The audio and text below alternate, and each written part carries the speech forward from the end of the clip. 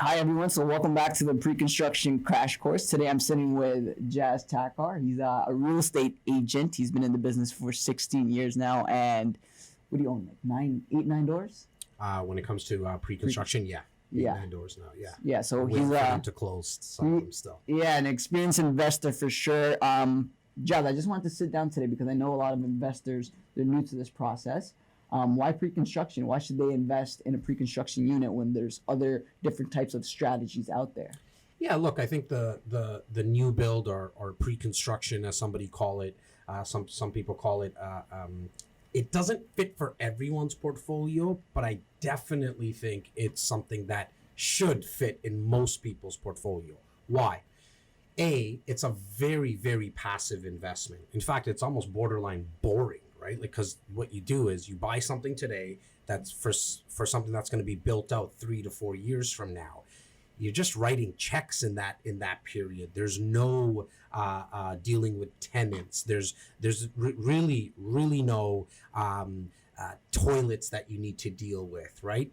What it also allows you to do is put a down payment as an investor. As you know, Luke, you got to put down 20% as an investor, but you get to do that over installments, right? And so it makes it easier for somebody who's actually also starting to invest into real estate. It is by far one of the easiest, if not the easiest, investments to get involved in.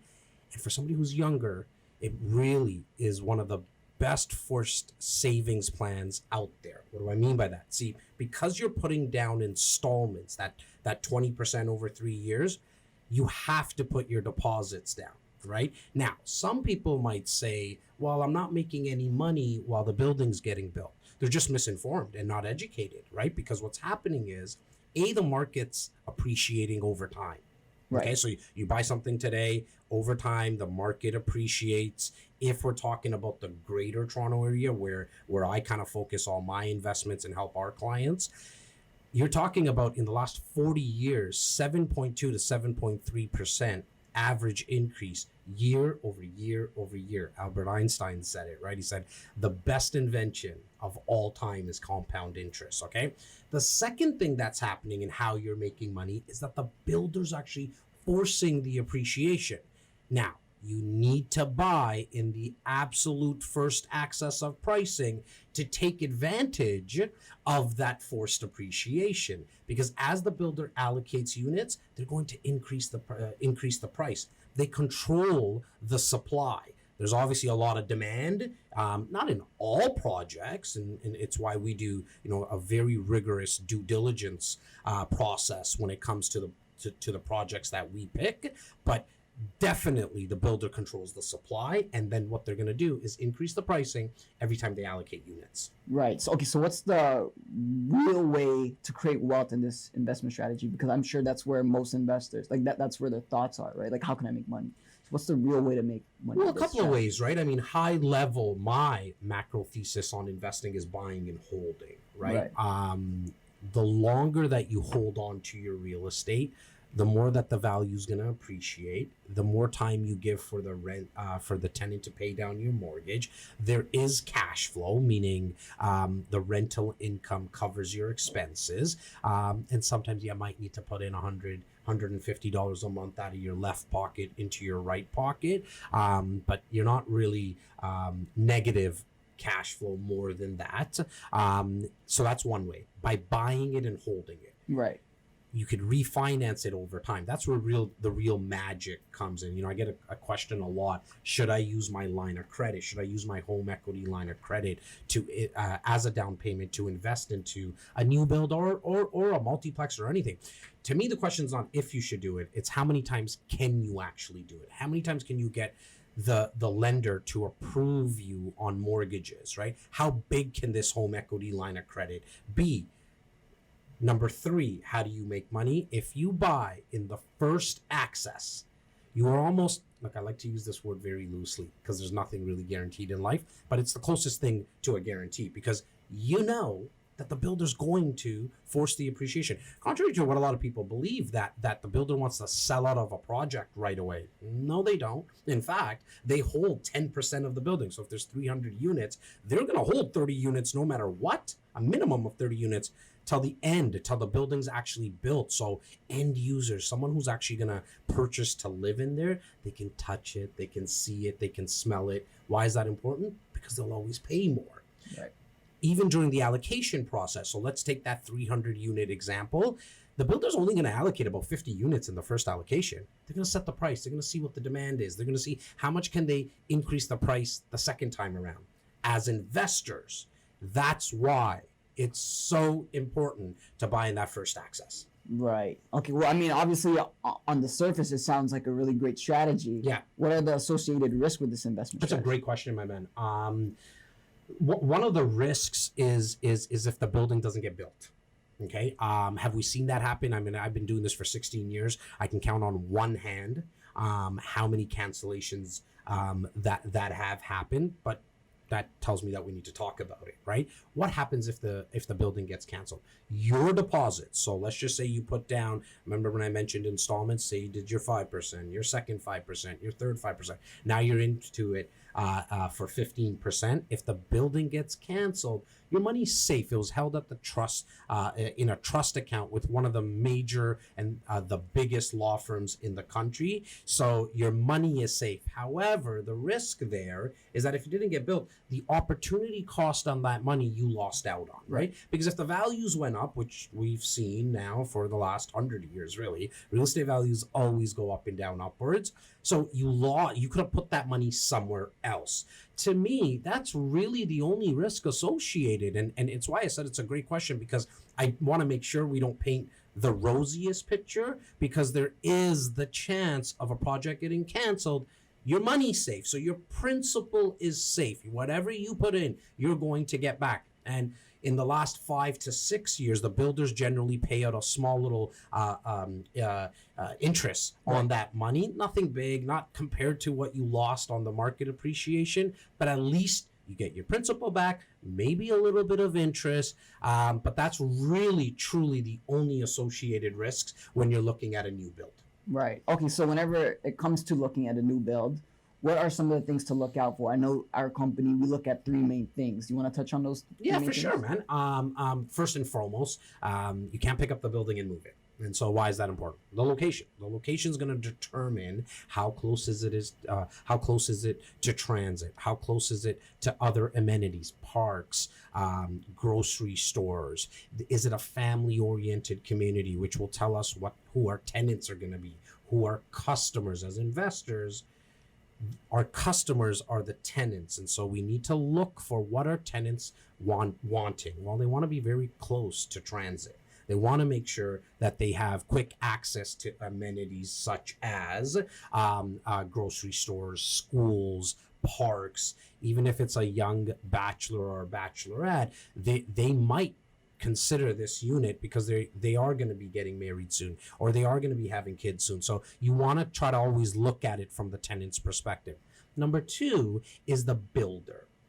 We want to make sure that it's not the first time at the rodeo for the builder, that they've done this before. We as the investors are not being used as the guinea pig for their first time, right? So we want to make sure that their reputation's high. How do you find out the reputation of a builder? A couple of ways. A, hopefully they've finished other projects, so now you can go and see some of these buildings. Try to book an appointment with someone like yourself, Luke. As a realtor, you can show the client the fit and finishes. How is it being up? How's the upkeep of the building? You can check the Terrion Home Warranties website. Terrion, I think it's terrion.ca, right? Just Google it. It's very easy to find. You want to look at the builder. Like, what are people saying about the builder? Now, be careful. Don't just look for, the nails were popping. That stuff is normal. What we're looking for is there major deficiencies that the builder is not rectifying. If that is what's coming up, and that's like consistent in these threads and the feedback that we're getting from the marketplace, I might want to stay away from this builder, because that means they're finishing these buildings. They're doing them as quickly as they possibly can, but they're not giving that aftercare to the investor and to the unit itself. Then there's 3 incentives. Then the third one is incentives. Within that, there's 3-4 major ones that I'm always looking for. I need to make sure as an investor that I can rent it during occupancy. There's 2 stages to the closing, occupancy and registration. In that time period, could be anywhere from 4 to 6 months, could be a little bit less, could be a little bit more. You're going to be paying an occupancy fee. Okay, it's almost like another term out there is like a ghost mortgage. Right. If you can't rent it out during that time, you're going to be outlaying cash without anything coming in. To me, for 6 months, 7 months, it just doesn't make sense. So I want to make sure that I have a clause in place that allows my investor to rent during occupancy. Okay. Right. Second thing is obviously first access pricing. I mean that's just a no-brainer to me, right? The second thing I'm looking for is there an assignment clause? Because we're buying something today for something that's going to be built in 3-4 years down the road, I need to make sure that I myself as an investor and my clients have a security blanket, because life happens, things change. Might not be able to get the mortgage. As I mentioned, like lifestyle changes. You were thinking about maybe living in the GTA, but now you're not. You need to have this security blanket, and what that is, it's an assignment clause. Right. It just allows you to flip the paper. You essentially can sell your unit before it gets built. You're going to take your agreement of purchase and sale and sell it to someone else, hopefully for a profit. But either way, you need the ability to do that. In the last 10 years or so in the GTA, there's been so much profit made from when you bought it to when it got built that investors were using the assignment as actual wealth creation strategies. Right. I myself still think that's short-sighted. I've been offered $150,000 to $200,000 more for my condos from when I bought it to when you're allowed to do the assignment. And trust me, I needed to have a shot of tequila to calm the nerves down and to make sure to remind myself that I'm doing this for the long term. What do I mean by that? Well, by holding on to it, not only am I going to be able to get that $150,000 to $200,000 through a refinance, I'm actually going to be able to hold on to the asset.